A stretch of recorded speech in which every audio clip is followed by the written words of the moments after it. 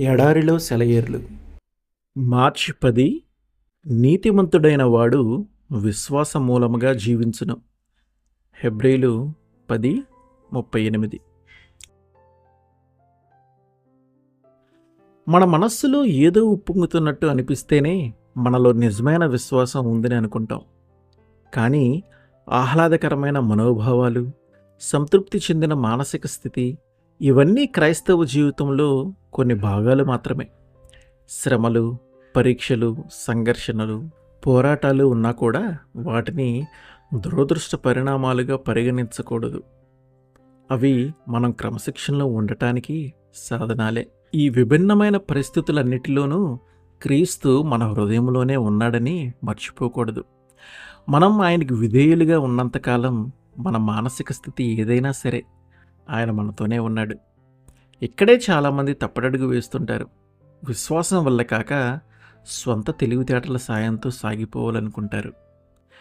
దేవుడు తనలో నుంచి వెళ్ళిపోయాడేమోనన్న అనుమానం కలుగుతున్నది అని ఒక విశ్వాసి నాతో ఒకసారి అంది. ఆయన కరుణ అంతా మాయమైపోయినట్టుంది. ఆమె కష్టకాలం ఆమెను 6 వారాల పాటు వేధించింది. అప్పుడు పరలోకపు ప్రేమామయుడు ఆమెతో అన్నాడు, నా కోసం బాహ్య ప్రపంచంలో నీ జ్ఞానంతో వెతికావు, కానీ ఇంతకాలము నీలోనే ఉండి నీకోసమే కనిపెడుతున్నాను. నీ ఆత్మలోతుల్లో ఉన్నాను, నన్ను అక్కడ కలుసుకో. దేవుని ప్రత్యక్షతకి దేవుడు అక్కడ ఉన్నాడు అని మన మనస్సుకు అనిపించటానికి పోల్చి చూడండి. మన ఆత్మ దిక్కుమాలినదిగా అయిపోయినప్పటికీ మనం విశ్వాసంతో ఇలా చెప్పగలిగితే అది సంతోషమే. దేవా, నిన్ను నేను చూడలేకపోతున్నాను, తెలుసుకోలేకపోతున్నాను, కానీ నువ్వు మాత్రం తప్పకుండా ఇక్కడ ఉన్నావు. నేను ఉన్న చోటనే, ఉన్నది ఉన్నట్టుగానే నాతో ఉన్నావు. మళ్ళీ మళ్ళీ చెప్పండి, నువ్విక్కడే ఉన్నావు. పొద కాలిపోయి మాడిపోయినట్టుగా మంటలు దాన్ని కాల్చటం లేదు. నా చెప్పులు తీసేస్తాను, ఎందుకంటే నేను నిలబడింది పరిశుద్ధ స్థలం.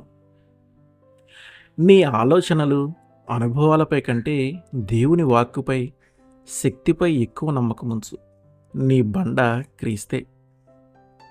ఆటుపోటు వచ్చేది సముద్రానికే, బండ ఎప్పుడూ అక్కడే ఉంటుంది. క్రీస్తు పూర్తి చేసిన నీతి అనే సువిశేషం మీద నీ దృష్టి నిలుపుకో.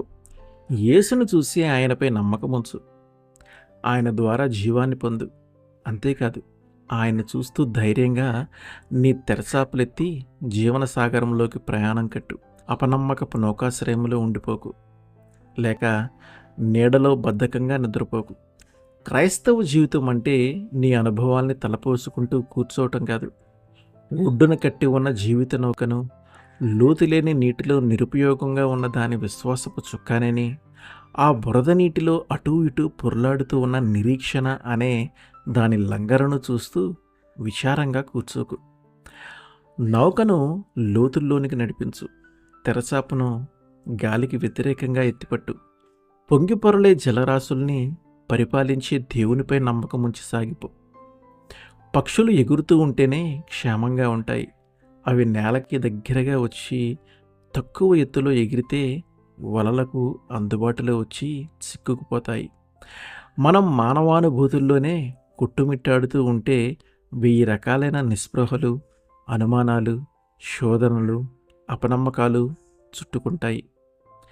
రెక్కలు గలది చూచుచుండగా వలవేయుట వ్యర్థము. సామెతలు 1:17. దేవునిలో నిరీక్షణ ఉంచు. నిశ్చయతతో కూడిన విశ్వాసం నాకు కరువైనప్పుడు ఆధారపడే విశ్వాసం మూలంగా జీవిస్తాను. ఆమెన్.